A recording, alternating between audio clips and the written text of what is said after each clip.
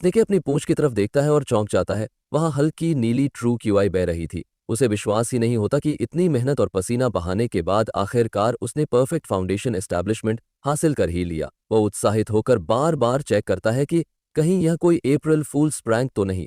फिर वह ध्यान से अपने गोल्डन स्केल्स को देखता है और समझ जाता है कि यही वही एंशिएंट परफेक्ट फाउंडेशन एस्टैब्लिशमेंट है जिसका जिक्र डॉगी ने पहले किया था। उसकी एक्साइटमेंट और बढ़ जाती है जब वो देखता है कि अब उसके पूरे शरीर पर गोल्डन स्केल्स छा चुके हैं। इसी बीच उसके सामने अचानक एक कॉल्ड्रन प्रकट होता है और बोलना शुरू करता है। वह बताता है कि हालांकि स्नेकी ने अपनी फाउंडेशन एस्टैब्लिश कर ली है, लेकिन रिवर्स के बिना यह परफेक्शन अधूरी है। स्नेकी चौंक जाता है और पूछता है इसका क्या मतलब है।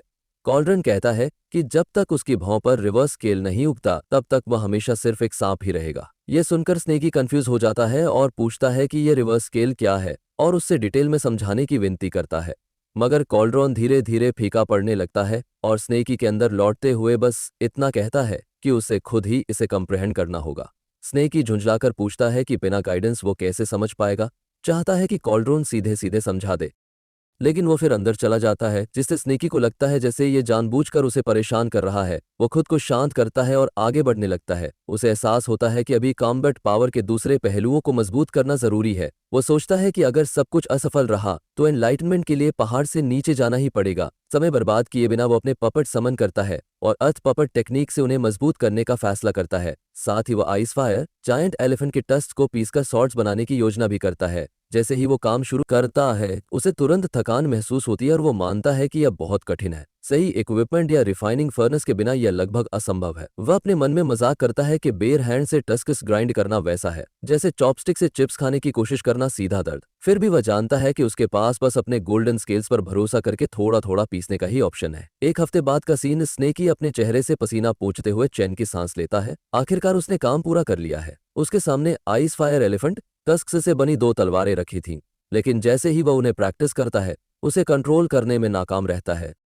वो समझ जाता है कि हेवन बर्निंग सोर्ड और एक्सट्रीम कोल्ड सोर्ड अभी उसकी करंट स्ट्रेंथ से कहीं ज्यादा भारी है। उसे पता है कि इन्हें फ्रीली हैंडल करने के लिए उसे लेट फाउंडेशन एस्टैब्लिशमेंट तक पहुंचना होगा। वो निर्णय लेता है कि एनलाइटनमेंट पाने के लिए पहाड़ से नीचे जाएगा क्योंकि अब सारी तैयारी पूरी है। जाने से पहले वो ठान लेता है कि ह्यूमंस की स्क्रिप्चर लाइब्रेरीज को खाली कर देगा। उसे यकीन है कि वहां उसे कुछ ना कुछ तो मिलेगा ही। जैसे ही वो बाहर निकलता है उसे दूर सिंप लेटा हुआ दिखाई देता है।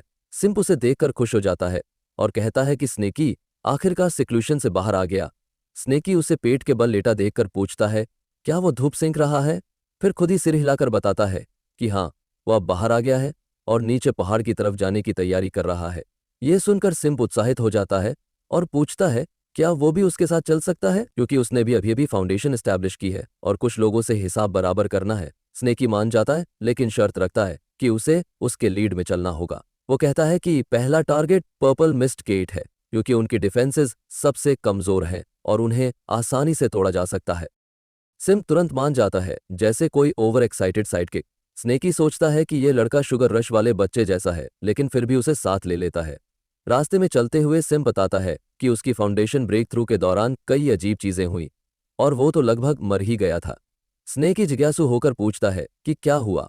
सिम समझाता है कि क्रूशल मोमेंट पर अचानक चारों तरफ से स्पिरिचुअल एनर्जी गायब हो गई थी, एक बूंद भी नहीं बची थी। इसी वजह से उसका ब्रेक थ्रू फेल हो गया और उसे समझ नहीं आया कि ये किस बेवकूफ की वजह से हुआ। स्नेकी तुरंत नजरें फेर लेता है क्योंकि उसे पता था कि ये उसी की वजह से था। फिर सिम्प जोड़ता है कि जब उसने दोबारा कोशिश की तो आउटर रेम डीमंस प्रकट हो गए और वो डर के मारे मर ही गया था। स्नेकी चौंक जाता है क्योंकि आउटर रेम डीमंस तो सिर्फ कोर फॉर्मेशन ब्रेक थ्रूज में आते हैं। सिम्प भी कहता है कि उसे नहीं पता क्यों वे आए, वो तो उस लायक भी नहीं था। उसने सोचा ये कल्टीवेशन मिस्टेक की वजह से हलुसिनेशन है, लेकिन बाद में डेमन अचानक वॉइड ड्रिफ्ट में वापस चला गया और जाते जाते उसके चेहरे पर ऐसा भाव था जैसे उसने कुछ बहुत डरावना देख लिया हो। स्नेकी और ज्यादा हैरान होकर पूछता है कि 2 बार फेल होने के बाद वो आखिर इस्टेब्लिश कैसे कर पाया।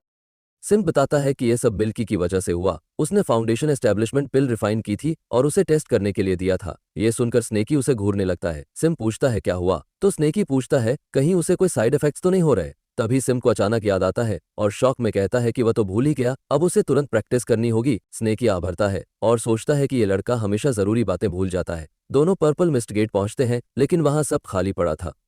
बस एक बड़ा एंट्रेंस था, कोई गेट नहीं। स्नेकी को हैरानी होती है कि पर्पल क्लाउड सेक्ट क्या सचमुच गायब हो गया। यहाँ तक कि हब गार्डन भी पूरी तरह से साफ था। उसे लगता है कि शायद वे सब अपना सामान समेट कर चले गए। सिम्प कहता है कि उन्होंने रास्ते में इतनी लड़ाइयां देखी हैं कि शायद पर्पल मिस्ट गेट ने डिजास्टर से बचने के लिए स्नेक कैचिंग सेक्ट की ओर मूव कर लिया। स्नेकी मान जाता है और कहता है कि अब डेस्टिनेशन बदलकर माउंटेन मूविंग सेक्ट जाना चाहिए। वे पहुंचते हैं तो गेट कीपर सिम्प को रोककर पहचान पूछता है। सिम्प स्नेकी को छुपाता है और अपना टोकन निकालकर खुद को माउंटेन मूविंग सेक्ट का इनर डिसाइपल शाओ चो बताता है।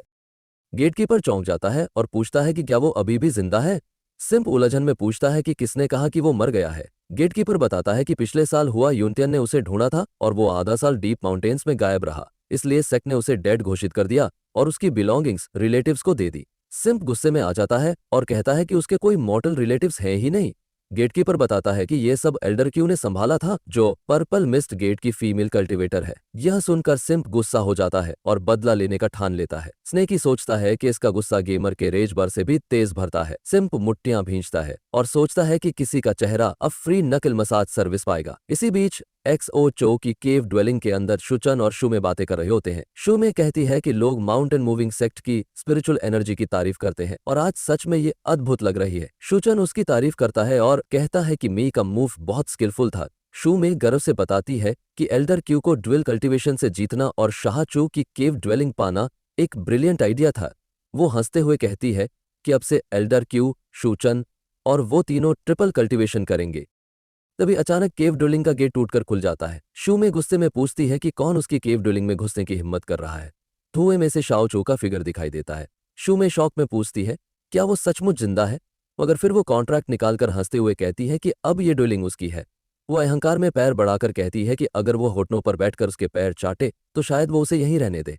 लेकिन बात पूरी होने से पहले ही सिम्प अचानक दौड़कर उसके चेहरे पर मुक्का जड़ देता है।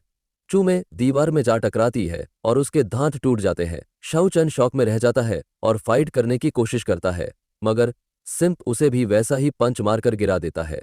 वो कहता है कि यह मुक्का 5 साल से उसके दिल में दबा हुआ था, लेकिन अब वह बस 5 सांसों तक ही सहन करेगा। स्नेकी सीन देखकर उत्साहित हो जाता है और कहता है बॉडीज नष्ट करके सबूत मिटा दो। मगर तभी एल्डर क्यू अंदर आता है और एक्सियू में और एक्सियू चन को घायल देखकर गुस्से में चिल्लाता है। वो कहता है कि सिम्प ने हद कर दी। सिम्प शांत स्वर में जवाब देता है कि यह उसकी प्राइवेट टेरिटोरी है और सेक्ट रूल्स के अनुसार कोई ट्रेसपास नहीं कर सकता।